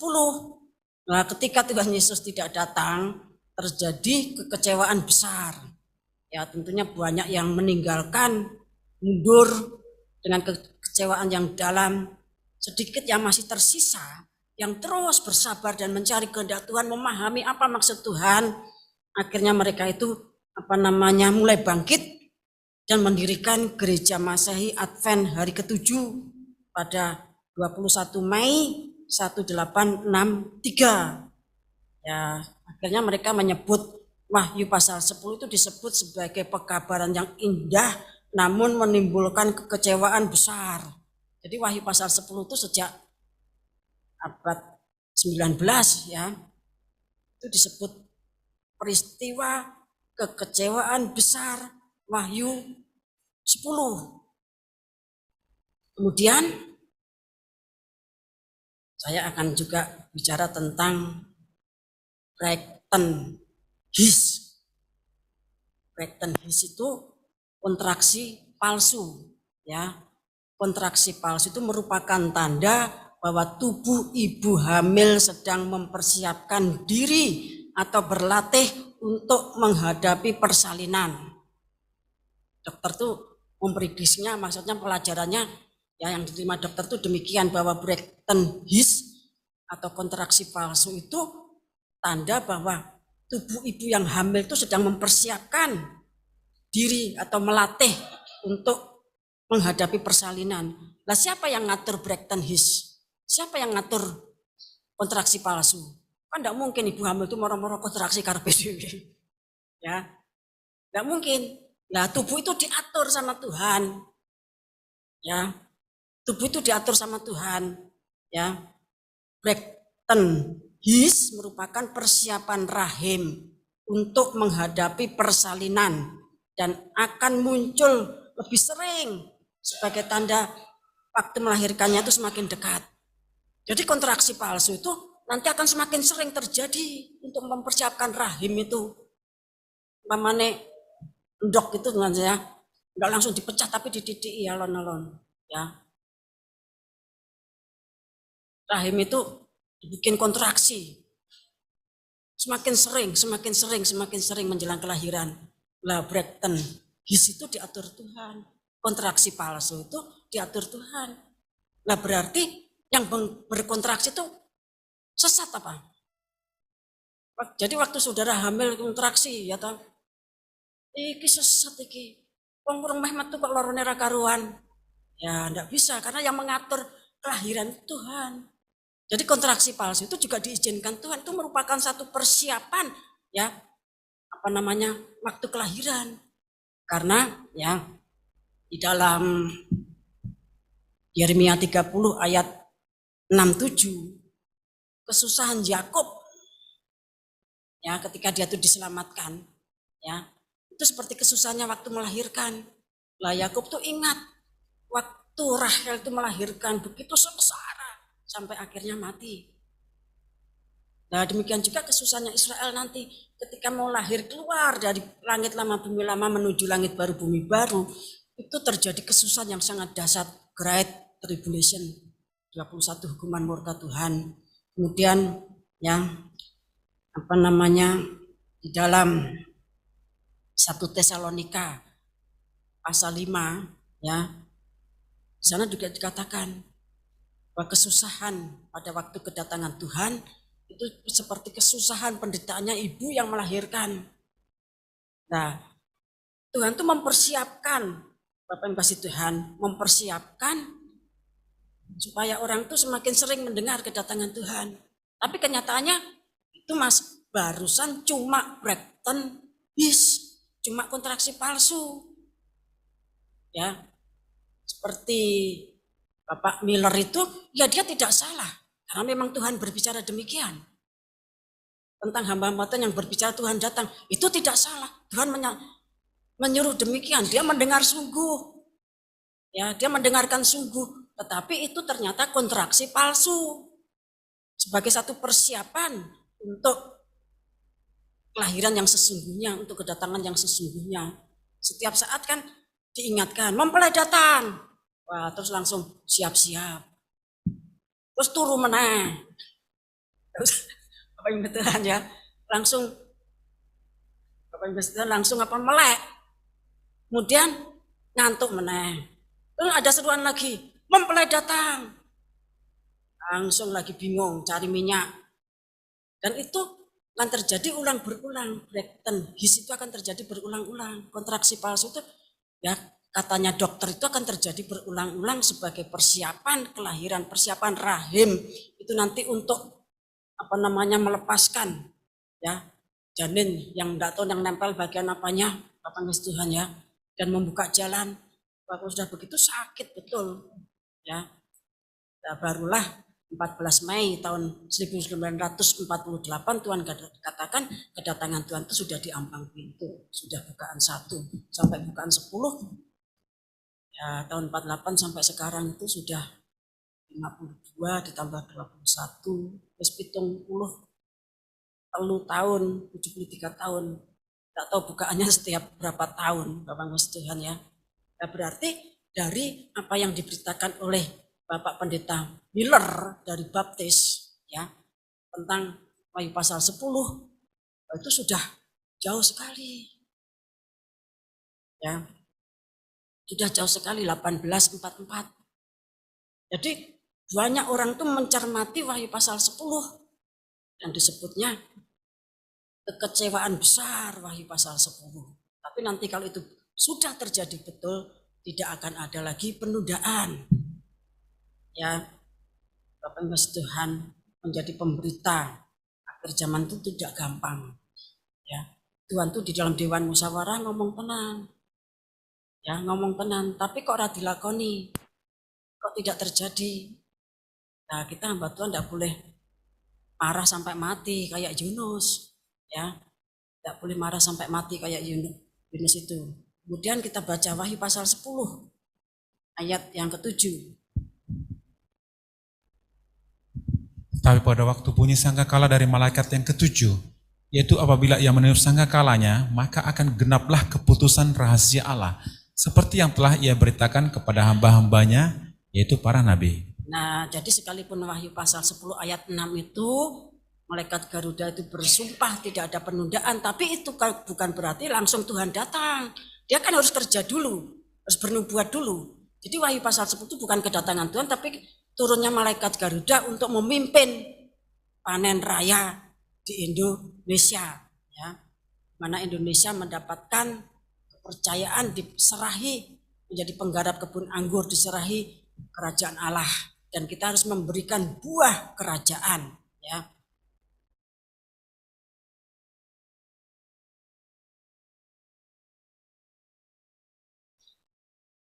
Kemudian kita akan belajar dari firman Tuhan. Karena Indonesia itu menjadi pengelola panen raya dan malaikat Garuda itu yang memimpin panen raya, maka kita orang Indonesia juga harus mempersiapkan diri. Kejadian pasal 41 ayat 37 sampai 41. Yusuf di Mesir sebagai penguasa. Usul itu dipandang baik oleh Firaun dan oleh semua pegawainya. Lalu berkatalah Firaun kepada para pegawainya, mungkinkah kita mendapat orang seperti ini, seorang yang penuh dengan roh Allah? Kata Firaun kepada Yusuf, oleh karena Allah telah memberitahukan semuanya ini kepadamu, tidaklah ada orang yang demikian berakal budi dan bijaksana seperti engkau. Engkaulah menjadi kuasa atas istanaku, dan kepada perintahmu seluruh rakyatku akan taat. Hanya tahta inilah kelebihanku daripadamu. Selanjutnya Firaun berkata kepada Yusuf, dengan ini aku melantik engkau menjadi kuasa atas seluruh tanah Mesir. Ya, jadi Yusuf itu dilantik menjadi penguasa atas seluruh tanah Mesir. Bedanya cuma tahta, ya, orang kedua. Ya, tapi yang bekerja mati-matian itu Yusuf. Berarti ini sistem pemerintahan ya yang ada perdana menterinya itu, ya. Bapak Tuhan dikatakan syaratnya itu haruslah penuh dengan Roh Kudus. Yusuf itu seorang yang penuh dengan Roh Kudus, sedemikian berakal budi dan bijaksana. Artinya orang yang penuh dengan Roh Kudus dan menerima karunia Roh Kudus sehingga punya hikmat dan makrifat. Karena karunia Roh Kudus itu adalah yang ada hikmat, kemudian pengetahuan atau makrifat, karena iman, karena menyembuhkan, mujizat, bernubuat, membedakan macam-macam roh, ya, berkata-kata dalam bahasa roh dan menafsirkan bahasa roh. Nah, itu yang harus kita kejar. Bapak Ibu kasih Tuhan. Dengan menyembah, mengasihi Tuhan, sudah nanti ujuk-ujuk tiba-tiba Tuhan memberi. Nah kalau diberi itu ya ranjuk saudara itu nampak duit akeh ya. Apa aku untuk karunia Roh Kudus, aku nanti duit. Ya Bapak Ibu Tuhan, kita tuh selalu seperti itu. Ya, orang punya karunia iman tuh kalau dia sembahyang dia punya iman pasti terjadi. Kalau orang punya karunia mujizat dia dipinjami karena mujizat, bukan dia yang membuat mujizat tetapi Tuhan memberikan karunia ya. Jadi orang yang penuh Roh Kudus itu mendapatkan karunia Roh Kudus. Kemudian karena dia penuh Roh Kudus, maka dia juga punya buah-buah roh.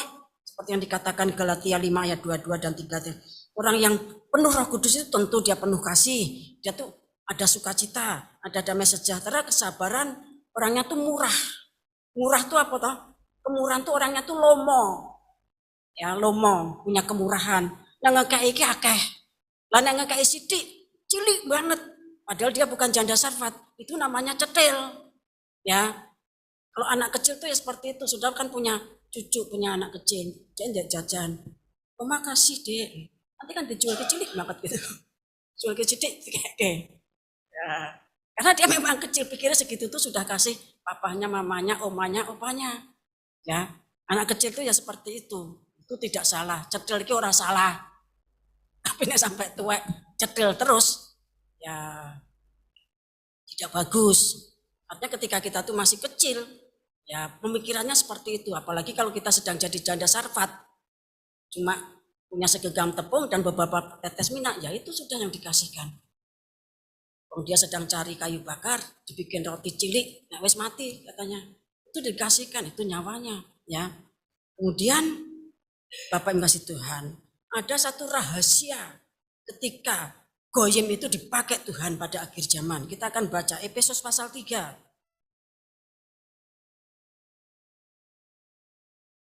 ayat 1 mulai dibaca. Rahasia panggilan orang bukan Yahudi. Itulah sebabnya aku ini Paulus, orang yang dipenjarakan karena Kristus Yesus, untuk kamu orang-orang yang tidak mengenal Allah. Memang kamu telah mendengar tentang tugas penyelenggaraan kasih karunia Allah yang dipercayakan kepadaku karena kamu. Itu bagaimana rahasianya dinyatakan kepadaku dengan wahyu, seperti yang telah kutulis di atas dengan singkat.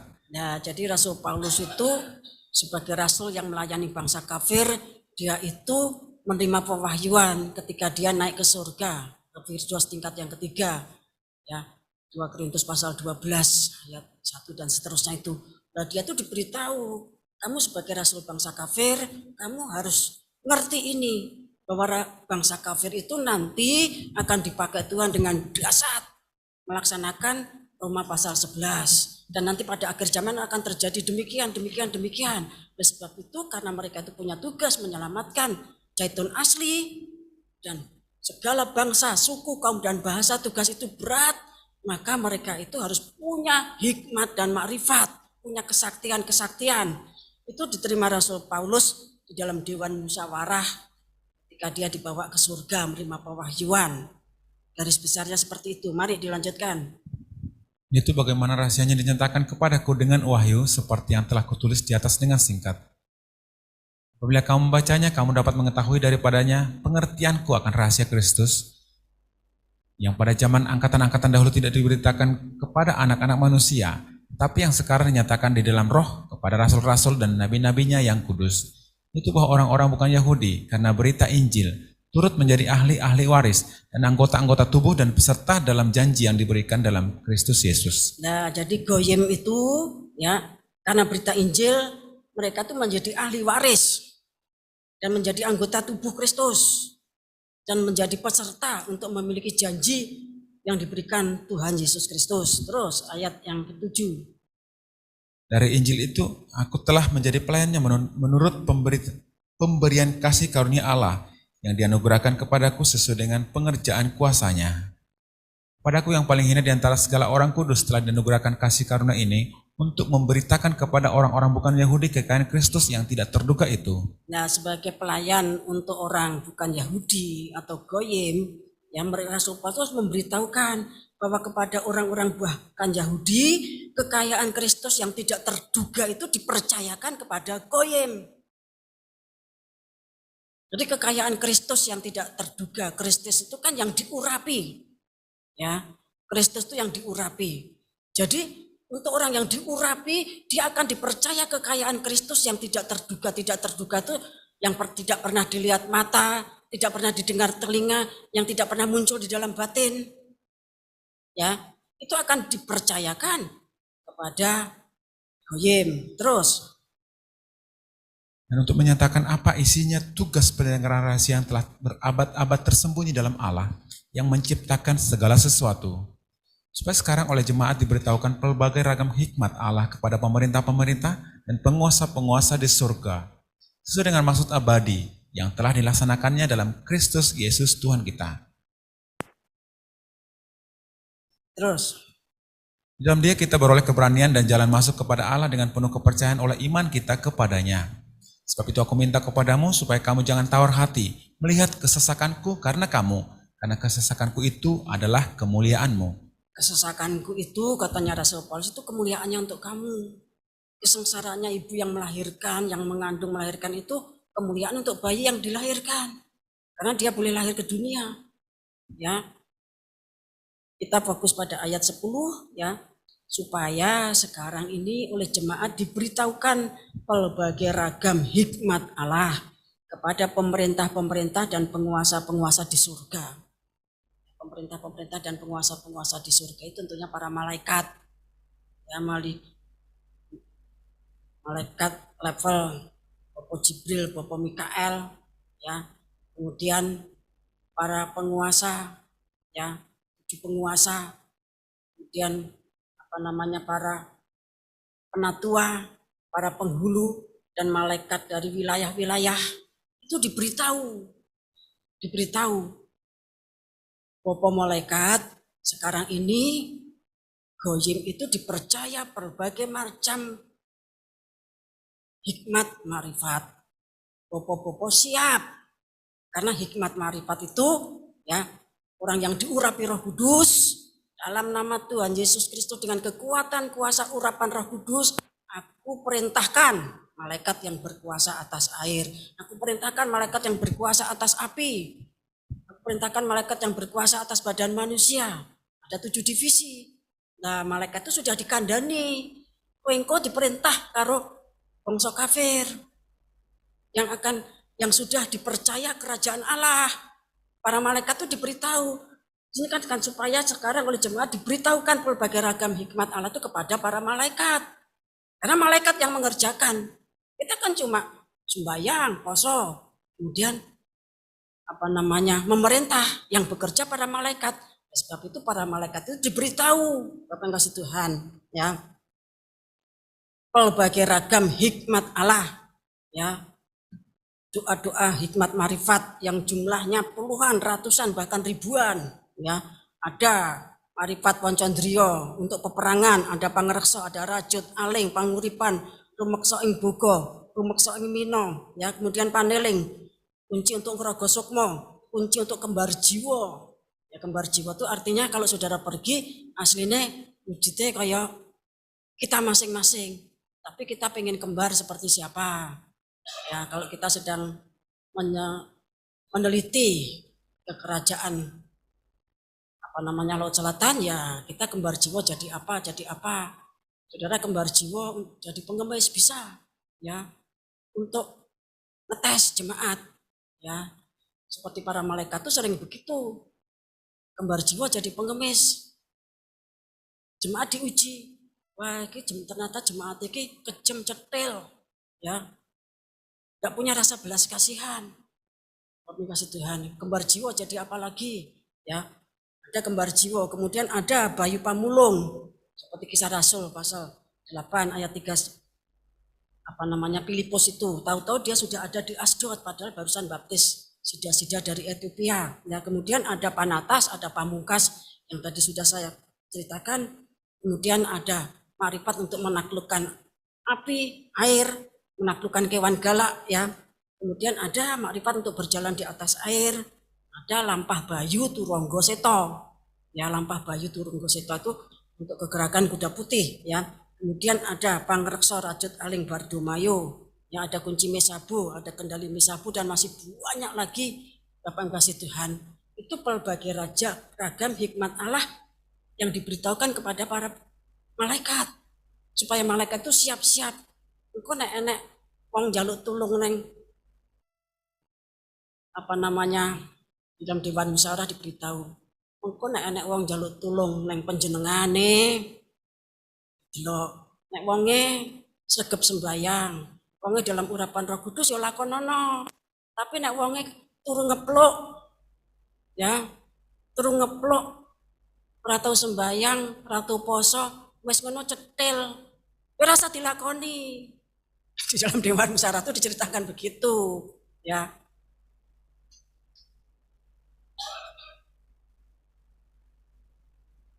Tadi katakan kan penuh Roh Kudus.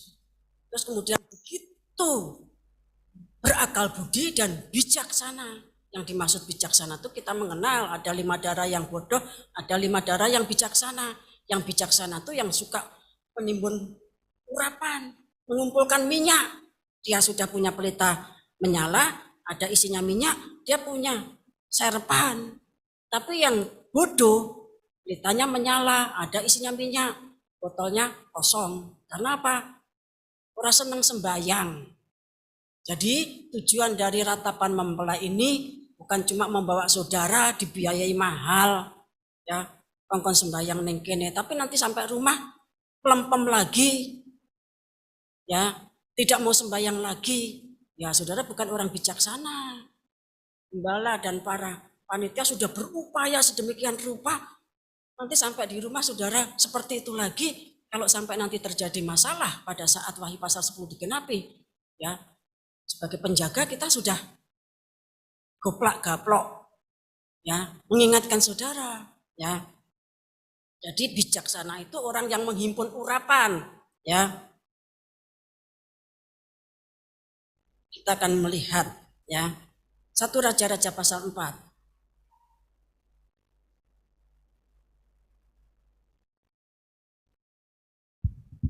Ayat 29 sampai 34.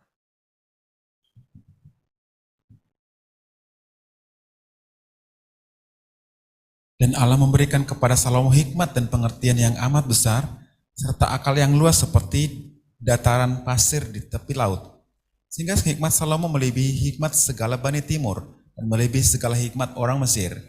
Ia lebih bijaksana daripada semua orang, daripada Etan, orang Israel itu, dan daripada Heman, Kalkol, dan Darda, anak-anak Mahol. Sebab itu dia mendapat nama di antara segala bangsa sekelilingnya. Ia mengubah 3.000 amsal, dan nyanyiannya ada 1.005. Ia bersajak tentang pohon-pohonan, dari pohon aras yang di gunung Libanon, sampai kepada hisop yang tumbuh pada dinding batu. Ia berbicara juga tentang hewan, dan tentang burung-burung, dan tentang binatang melata, dan tentang ikan-ikan.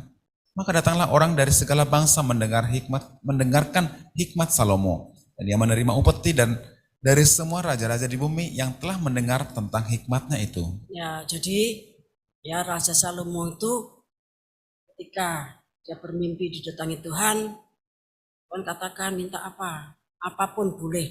Nah, dia sebagai anak muda yang diminta itu hikmat marifat, maka Tuhan memberikan hikmat marifat dan Tuhan memberikan semua yang dia tidak minta. Kekayaan dan segala sesuatunya diberikan. Tuhan. Dan kita juga mendengar, kita melihat ya semua orang mengakui bahwa Raja Salomo itu ya sangat sakti, Mondrogono. Kita akan baca Matius 12 ayat 42.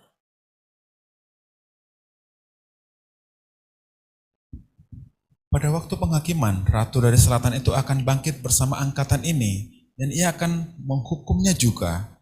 Sebab Ratu itu datang dari ujung bumi untuk mendengar hikmat Salomo. Dan sesungguhnya yang ada di sini lebih daripada Salomo. Dan sesungguhnya yang ada di sini lebih dari Salomo. Yang ada di sini waktu itu siapa? Tuhan Yesus. Karena dia adalah pribadi hikmat dan makrifat. Nah demikian juga yang ada di sini itu sekarang siapa? Yaitu tubuhnya Kristus.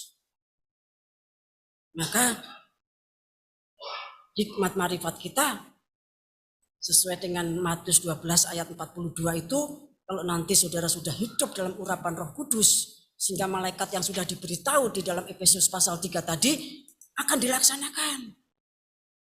Akan dilaksanakan. Ya, kemudian kita baca sebagai ayat terakhir, Yohanes pasal 14 ayat 12. Aku berkata kepadamu, sesungguhnya barang siapa percaya kepadaku, ia akan melakukan juga pekerjaan-pekerjaan yang aku lakukan, bahkan pekerjaan-pekerjaan yang lebih besar daripada itu, sebab aku pergi kepada Bapa. Nah, jadi Tuhan Yesus itu berkata kepada murid-muridnya, ya, aku berkata kepadamu, sesungguhnya barang siapa percaya kepadaku, ia akan melakukan juga pekerjaan-pekerjaan yang aku lakukan. Pekerjaan-pekerjaan yang Tuhan Yesus lakukan itu akan dilakukan. Ya, sudah membaca Injil Matius pasal 4 atau pasal 5, saya lupa ya, ayat 23 dan seterusnya. Semua keajaiban, semua karena Roh Kudus itu dilakukan Tuhan, karena dia memang Kristus. Kekayaan Kristus itu nanti akan kita lakukan. Bahkan pekerjaan-pekerjaan yang lebih besar dari yang dilakukan Tuhan. Sebab aku pergi kepada Bapa. Yang dilakukan Tuhan ya seluas Yerusalem, Yudea, ya. Dan Yesus merambat lewat Samaria saja banyak masalah, ya. Karena ada perseteruan antara orang Yahudi dan orang Samaria, ya. Nah, kita yang hidup pada akhir zaman ini, kita akan bergerak di 5 benua, di ratusan negara. Karena bagi pasal 10 ayat 11, kamu harus bernubuat kepada banyak bangsa, suku, kaum, bahasa, dan raja-raja.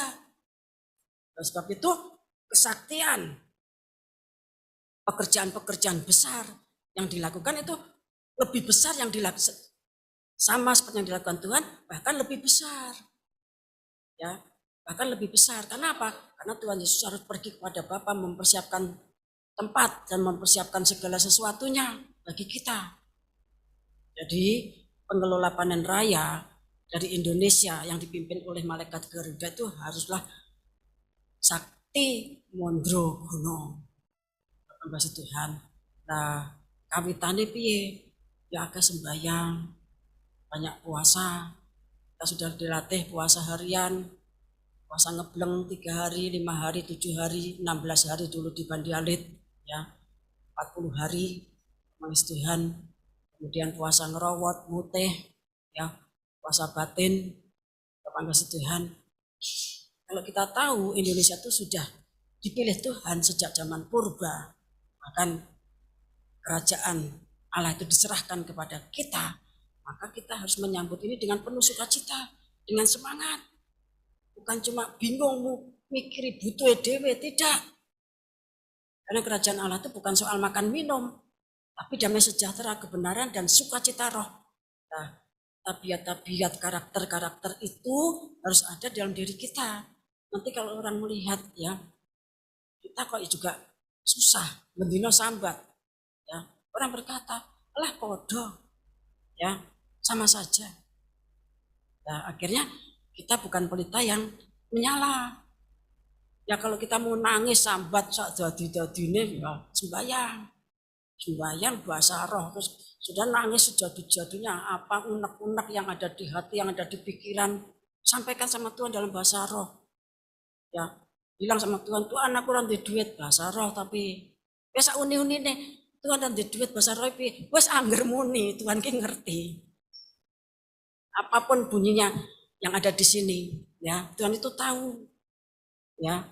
Karena roh itu menyelidiki semua apa yang kita sampaikan, dan roh itu membantu sampai nanti pada akhirnya kita tuh mudeng bahwa segala sesuatu itu direka, diatur oleh Tuhan menjadi kebajikan bagi kita. Kok angel banget golek duit gara pandemi, terus kita misuh-misuh sama corona, ya. Nah, ternyata Tuhan tuh sedang mempersiapkan kita tuh sedang dipingit supaya punya bentuk tubuh yang indah, ya. Nah, Bapak Ibu masih Tuhan, jadi Indonesia itu adalah pengelola panen raya. 4 guruh dari Indonesia yang dominan bekerja. Lah sing telu piye? Ya.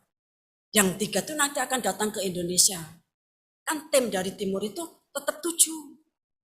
Yesaya pasal 41 itu, ya, tetap 7. Wahyu pasal 10 tadi ketika malaikat Sang Surya bersabda ya, berseru, 7 guru kan nyaut. Tapi dalam Wahyu pasal 14 kenyataannya yang bekerja kan 1, 2, 3, 4. Wahyu pasal 7 yang bekerja kan 4 guru. Ya, kok ngungsi nang Indonesia ki nang apa?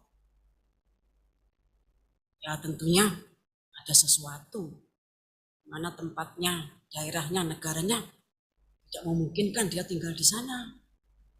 Kasih Tuhan, semoga Tuhan memberkati.